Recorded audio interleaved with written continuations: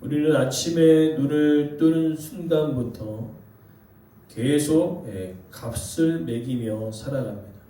마트에 가서 물건을 살 때, 약국에 가서 약을 살 때, 또 우리의 옷을 살 때 우리는 이 값을 지불하며 때로는 쌀과 또 여러 가지 우리가 필요한 약들과 또 물건들을 사곤 합니다. 그러나 돈만 값을 매기는 것이 아니라 시간도 값을 매기며 살아갑니다. 내가 어떠한 일을 할 때 어느 정도의 시간이 걸리겠지. 또 어떤 사람을 만나면 얼마나 내 에너지가 빠져나갈까. 그러면서 우리는요, 돈과 시간은 값을 매기며 소중히 여기며 살아가지만 정작 가장 중요한 것들은요, 가격표가 없다는 것입니다. 그게 문제이죠. 가격표가 없으니까 종종 이 가치 있는 것을 값싸게 취급하고 반대로 값싼 것은 가치 있는 것처럼 붙잡고 살 때가 많다는 겁니다. 예를 들면은 말 한마디는요, 가격표가 없지만 값은 엄청납니다.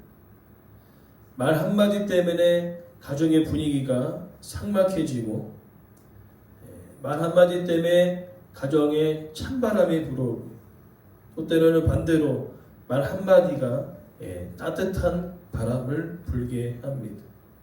즉 가격표는 없지만 말 한마디가 가정의 온도를 바꾸어 낸다는 것이죠. 그래서 말은 사람을 살리기도 하고 죽이기도 합니다.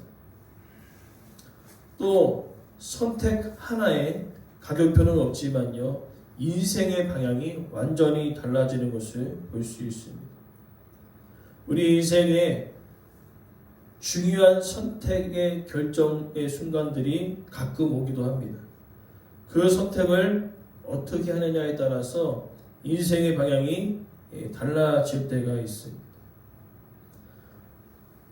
그리고 우리는 또 관계도 마찬가지지요. 관계도 가격표가 없지만 무너질 때에 가장 비싼 것을 알 수 있습니다. 돈으로 친구를 살 수 있다고 이야기하지만 그 돈이 떨어지면요, 온데간도 없다는 것이죠. 즉 관계는 돈으로 사는 것이 아니라 그 사람을 향한 사랑의 마음으로 관계가 유지되어지는 것입니다. 평안도 마찬가지죠. 평안도 가격표는 없지만 잠 못 자는 밤이 그 값을 보여줍니다. 우리 일상생활에 느끼는 것처럼 통장에 잔고가 없으면 마음이 불안해지고요. 또 어떠한 문제가 해결되지 않으면 잠이 오지 않습니다. 이 문제가 과연 어떻게 해결될 것인가. 그러나 우리 안에 평안이 있다면요, 그 밤이 무서운 것이 아니라 그 밤이 기다려집니다. 왜냐하면 평안한 가운데 쉼을 누릴 수 있기 때문에 그렇다는 것이죠. 그러면서 오늘 본문은 바로 이 지점에서 이야기하고 있습니다. 정말로 가치 있는 것이 무엇인지를 이야기해 주고 있는 것이죠. 즉 지혜는 똑똑한 것이 아니라 지혜는 하나님 앞에서 바르게 보고 바르게 선택하고 바르게 살아내는 힘이라는 것이죠. 특별히 오늘 3장 11절부터 우리가 읽지 않았지만 길게 35절까지는 이 지혜의 가치를 이야기하고 있습니다. 누구에게 이야기합니까? 11절 말씀, 내 아들아. 단지 솔로몬의 아들들만이 아니라 이스라엘 백성들을 가리키고 오늘 하나님을 믿는 모든 자녀들을 가리키는 것을 볼 수 있습니다. 무엇입니까? 우리 인생 가운데 지혜는 값을 매길 수 없는 가장 우리 인생에 가치 있는 것이라는 것을 오늘 3장 11절에서 35절까지 길게 이야기하면서 지혜는 왜 보석보다 값지고 왜 지혜를 붙들면 내 삶이 안전해지고 그리고 이 지혜가 우리의 가정과 일상에 어떠한 영향력을 주는지 오늘 함께 말씀 통해 우리가 살펴보면서 이 지혜, 하나님이 주신 지혜를 가지고 하루하루를 살아가기를 간절히 소망합니다. 11절부터 12절은요. 이 지혜는 징계라는 단어로 표현되어집니다. 무엇이냐면은 지혜가 우리가 인생을 살아갈 때 삶이 흔들리고 후회가 남고 마음이 무너질 때에 이 지혜가 바로 징계의 역할을 함을 통하여서 우리의 삶을 교정시켜 준다고 이야기하는 거죠. 그러니까 징계는 오늘 본문에 벌이 아니라 우리의 삶을 바르게 하는 놀라운 효과를 이야기해 주고 있습니다. 실제로 이 징계의 히브리어의 뜻은요, 훈육, 교정, 삶을 바르게 잡아주다 라는 의미를 가지고 있습니다. 그래서 하나님은요, 우리의 인생 가운데 그냥 내버려 두시는 것이 아니라 다른 길로 갈 때에 불구덩이 속으로 들어갈 때에 하나님은 그 삶을 징계를 통하여 바르게 잡아주신다는 겁니다. 그 길이 아니라는 것을 알려주신다고 이야기하고 있습니다. 그래서 오늘 두 가지를 이야기하죠. 경히 여기지 말고 싫어하지 말라라고 이야기합니다. 경히 여기지 말라는 이 의미는 이 지혜가 우리 삶 가운데 브레이크를 걸게 한다는 것입니다. 즉 우리가 가는 그 길이 낭떠러지 길이고 우리가 가는 길 끝이 불구덩이 속일 때에 하나님은요 브레이크를 거시는 것입니다. 이 길이 아니다라고 이야기해 주시는 것이죠. 그래서 때로는 우리 삶 속에 계획이 틀어지기도 하고 일이 막히기도 하고 관계 속에 문제가 드러날 때도 있습니다. 그때 별일 아닌데 라고 넘기는 것이 아니라 곰곰이 생각해 봐야 된다는 것이지. 이 길 끝이 어디인가. 그리고 오늘 본문 싫어하지 말라라고 또 이야기하는 것은 징계가 아플까요? 안 아플까요? 아프죠. 본능적으로 피하고자 합니다. 그러나 오늘 싫어하지 말라는 그 의미는 징계는 우리에게 잔소리처럼 들릴 수밖에 없기 때문에 그렇다는 겁니다. 그러나 그것은 잔소리가 아니라 내 삶을 바꾸는, 내 삶을 살리는 생명의 말씀이 되기 때문에 그렇다는 것이죠. 그래서 싫어하지 말라는 것입니다. 그리고 결국에는 11절 12절에 이야기하는 것은 왜 징계를 하느냐? 바로 사랑하시기 때문에 그렇다는 겁니다. 사랑하시기 때문에. 그러면 11절부터 12절에서 우리에게 이야기해 준 것은 뭐냐면 이 징계를 받아들이는 사람은 지혜로운 자라는 것을 알려준다는 것이죠. 그리고 13절부터 18절은요. 실제적으로 지혜는 돈보다 더 가치 있는 것을 이야기해 주고 있습니다. 오늘 본문에 여러 가지로 표현되어 주고 있는데 13절, 그죠? 13절과 14절, 특별히 14절에 은, 금, 정금보다 낫다, 진주보다 귀하다라는 그 의미는 진짜로 은금보다 진주보다 그 표현보다는요 현실에서 손해를 줄이게 한다는 것입니다. 여러분, 돈이 많고 진주가 많고 정금이 많으면 뭐합니까? 어리석어서 다 그것을 허비해버리면 아무 소용이 없습니다. 지혜는요, 바로 그것입니다. 내가 가지고 있는 그것에 대하여 손해를 줄일 수 있는 지혜를 허락한다는 것입니다.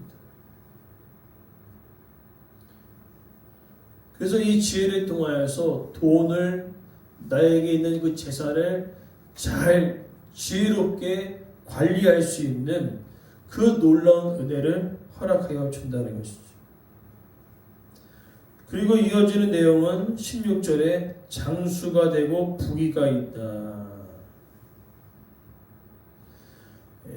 지혜가 있으면 부자가 된다라는 그 의미가 아니라 여기서 이야기하는, 즉 오늘 3장의 13절부터 35절의 내용은 말씀 그대로 해석하는 것이 아니라 비유적인 표현이라는 것을 여러분 기억하시기를 바랍니다. 장수와 부귀는 뭐냐면 길게 가는 삶을 살게 해준다는 것입니다.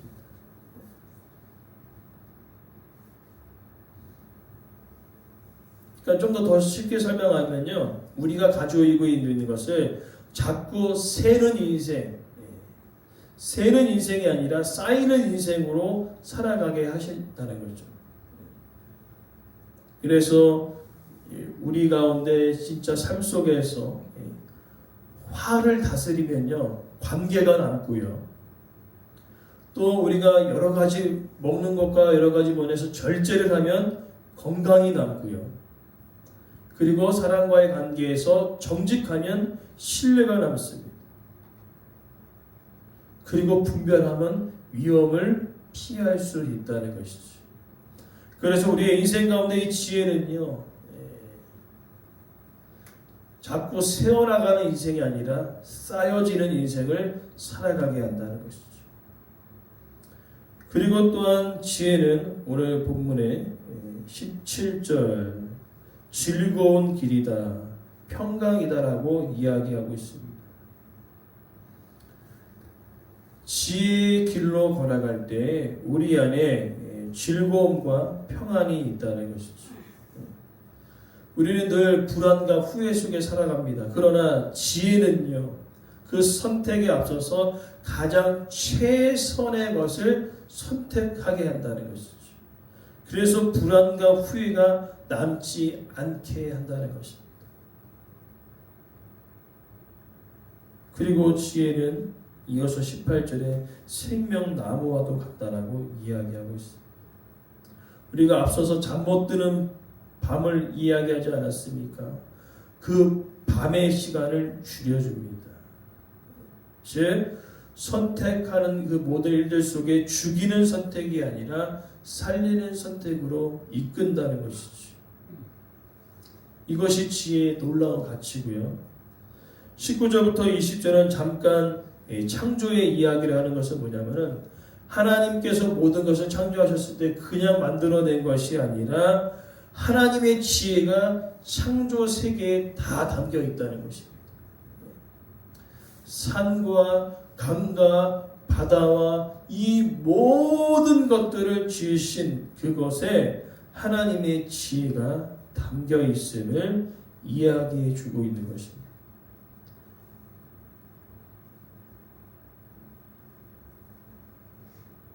그러면서 이제 21절부터 26절은요, 실제적으로 우리의 삶 속에 말과 선택과 관계와 평안함이 실제로 우리 가운데 나타난 것을 이야기해 주고 있습니다. 오늘 본문에 이제 이어지는 내용은 21절에 눈이라는 단어가 있습니다. 지혜는 눈을 지킵니다. 무엇이냐면은 우리는 본성이 어떻습니까? 유혹에 약합니다. 그래서 단순히 보이는 것이 전부인 것처럼 느껴지며 살아간다는 거죠. 그러나 지혜는요, 그것이 아니라 눈에 보여지는 것이 아니라 그 내면에 있는 깊은 뜻까지 분별할 수 있는 지혜를 우리 가운데 허락하여 준다는 것이지. 뿐만 아니라 이어지는 내용은요, 22절에 내 영혼의 생명이 되고 내 목의 장식이 되어지고 23절에 길이라는 단어가 있습니다. 지혜는요, 우리의 걸음을 지켜줍니다. 위험한 선택을 피하게 한다는 것이죠. 근데 우리는 늘 선택할 때 어떻습니까? 지금 빨리 뭔가를 그냥 빨리빨리 선택해서 결정을 지려고 하는 때가 있어요. 생각하지 않습니다. 그러나 지혜는 생각하게 한다는 거죠. 이것이 정말 내 인생에 유익이 되어지는지, 이 선택이 정말 내 인생 가운데 가치가 있는지, 그것을 깨닫게 하여 준다는 것이죠. 그리고 24절에 이제 누울 때 잠이 단다. 앞서 제가 말씀드렸었죠. 잠이 안 온다고요. 불안하고. 그러나 지혜는 밤을 지켜줍니다. 왜냐하면 후회 없는 선택을 하게끔 지혜를 주기 때문에 늘 우리가 밤에 잠을 못 자는 이유는요. 앞서서 우리가 하루를 돌아보면서 선택한 것을 후회하기 때문에 그렇습니다. 이거 진짜 이쪽에 선택했으면 안 되는데. 후회가 남기 때문에 잠을 못 자는 거예요. 이때 이렇게 선택했어야 되는데. 그러나 지혜는요, 그런 후회가 남지 않게 한다는 겁니다. 그 지혜를 우리 가운데 허락하여 준다는 것이죠. 그래서 지혜는 회개할 것은 빨리 회개하게 하고, 사과할 것은 빨리 사과하게 하고, 내려놓을 것은 빠르게 내려놓게 한다는 거죠. 그러면서 이어지는 내용은 25절부터 26절에 그러나 우리 인생 가운데 두려움이 옵니다. 그러나 지혜는 그 두려움을 이기게 되어집니다. 우리가 왜 두렵습니까? 불확실한 미래 때문에 두렵지 않습니까? 지금 현재 경제가 불안정하기 때문에 걱정하지 않습니까? 지혜는요, 현실을 부정하지 않습니다. 경제가 어렵고 불확실한 미래 때문에 흔들릴 수 있습니다. 그러나 하나님께서는요, 이 지혜는 26절에 하나님을 의지할 때 그 두려움을 이길 수 있다라고 이야기해 준다는 것입니다. 무엇이요? 지혜가요. 그러면서 오늘 이제 마지막 결론은 27절부터 35절에 이어지는 내용은요. 우리가 그렇게 지혜를 가지고 선택을 하고 후회가 남지 않는 그 인생을 살아갈 때 우리에게만 영향력을 끼치는 것이 아니라 이웃에게도 영향력을 끼친다라고 이야기하고 있습니다. 그래서 27절에 보니까요. 내 손이 선을 베풀기 힘이 있거든 마땅히 받을 자에게 베풀기를 아끼지 말라. 내 이웃에 대하여 이야기하고 있는 것입니다. 무엇이냐면은 하나님께서 나에게 지혜를 주심을 통하여서 뭡니까? 새어나가는 인생이 아니라 쌓이는 인생이 되었잖아요. 돈도 아끼고 여러 가지 있는 모든 것들을 우리가 아낌을 통하여서 재물과 힘과 능력을 우리 가운데 부어 주시는 것입니다. 그때 다른 사람들은요, 이 지혜를 통하여 얻은 그것을 가지고 나를 위하여 다 사용할 때가 있습니다. 내 것을 다 채우는 것을 이야기합니다. 그러나 지혜를 가진 사람은요, 하나님께서 막아주신 그 놀라운 은혜, 후회 없는 인생을 살 수 있도록 지혜를 주신 그 은혜를 기억하며 이웃들에게 베풀며 살아간다고 이야기하고 있습니다.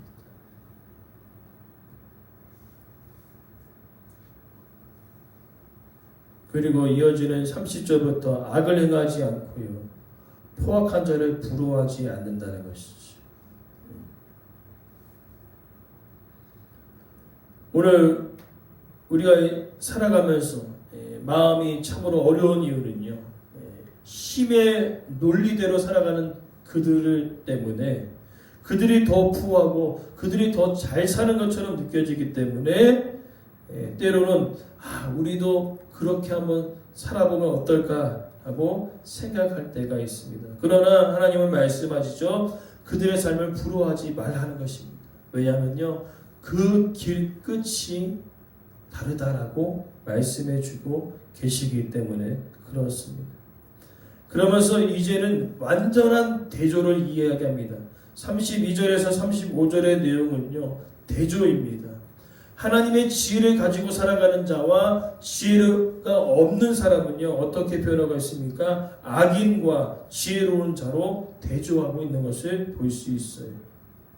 그것을 무엇으로 표현합니까? 집으로 표현합니다. 집으로 표현해요.